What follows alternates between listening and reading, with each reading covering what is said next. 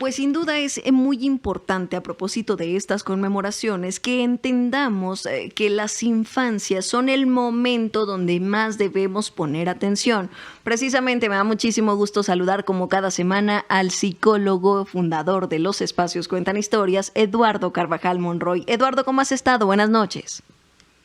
Hola Melissa, ¿qué tal? ¿Cómo estás? Muy buenas noches, estamos muy bien y como siempre contando historias, estamos por aquí. Pues platícanos, esta forma de la que debemos ocuparnos y preocuparnos por cuidar las infancias, que es algo que para ti es el pan de cada día, los seguimientos psicopedagógicos.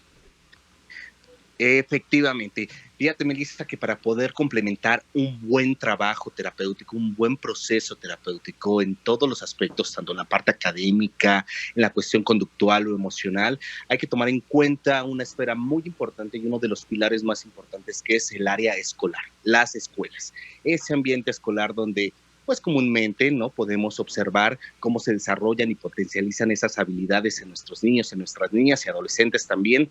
El cuidar, justamente lo mencionabas muy bien, las infancias es cuidarlos también en todas las áreas. Y una de las más importantes es las situaciones que se detonan, pues, en la parte escolar. Eduardo, que sin duda ya este nombre psicopedagógicos nos da pauta para entender de qué se trata. La parte, como bien dices, de la salud mental, pero también de lo relacionado a la escuela, al ámbito educativo. Los maestros juegan un papel muy importante en esto. Por supuesto que sí, vamos a entender esta relación tan importante que tiene tanto la parte emocional como la parte académica. Yo siempre lo he mencionado desde ese punto. Si uno de nuestros pequeñitos o pequeñitas se encuentra lo más estable emocionalmente, pues obviamente los resultados en el colegio van a ser de lo mejor. Va a haber una mejor adaptabilidad tanto en lo social, en lo académico, en lo conductual. Y bien lo mencionas tú, los maestros y las maestras como un pilar también importante porque son justamente ese contacto que podemos tener, son esas observaciones tan valiosas que nos pueden dar, porque efectivamente ellos detectan y ellas detectan lo que puede estarle pasando a nuestros pequeñitos, a nuestras pequeñitas, y tener ese canal de comunicación con los padres y los padres con nosotros y nosotros con la escuela, hacer esa triada para poder implementar estrategias que puedan mejorar la adaptación de nuestros pequeños.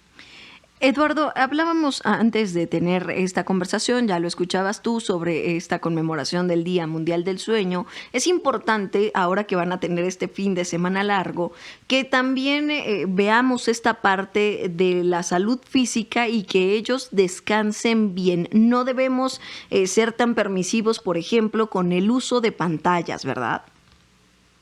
Por supuesto, totalmente de acuerdo. Fíjate que a poner ejemplo en todo esto y por qué es tan importante este seguimiento psicopedagógico, porque efectivamente hay que cuidar muchísimo desde casa todo lo que son los hábitos de alimentación y de sueño. Principalmente estos hábitos hacen que el niño o la niña tenga un mejor rendimiento escolar, ¿no? Y sobre todo establecer esa estructura y límites sobre el uso de los dispositivos y no el abuso de los dispositivos, como bien lo mencionamos. Por eso en ocasiones lo importante que es que las maestras y maestros nos digan, ¿no? Está pues somnoliento, somnolienta en clase, no tiene un buen rendimiento, está un poco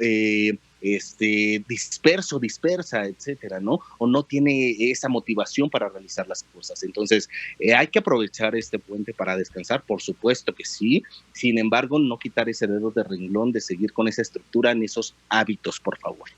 Eduardo, que bien lo mencionas, son hábitos y sobre todo que quienes estamos a cargo de estas infancias, no es fortuito que, por ejemplo, si nos están escuchando docentes, han tenido este momento donde los niños se refieren a ellos como mamá, papá y viceversa. Cuando somos papás, los niños se refieren a nosotros como maestra, maestro, porque este vínculo es muy importante y será de vital trascendencia, ya que entren a otro proceso de la vida que es la adolescencia, ¿no? Por supuesto que sí. El niño, la niña o el adolescente justamente va a proyectar en la maestra o en el maestro, pues este vínculo afectivo que pueda tener tanto como mamá o como papá, porque les va a representar una figura tanto de autoridad como una figura emocional de acompañamiento.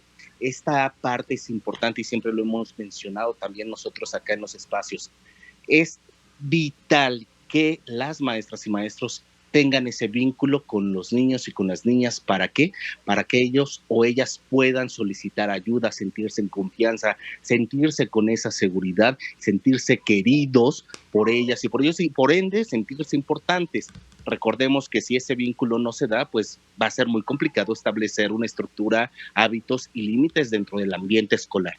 ¿Por qué? Porque el niño o la niña que no se siente querido o amado, pues difícilmente aceptará el límite o la Claro. estructura o la sugerencia de algún adulto como una autoridad, como pueda ser los padres o los docentes. Entonces hay que implementar y cuidar muy bien esos vínculos afectivos entre el docente y el alumno. Es un gran tema para pensar en este fin de semana largo. Eduardo Carvajal Monroy, te agradecemos como siempre esta conversación.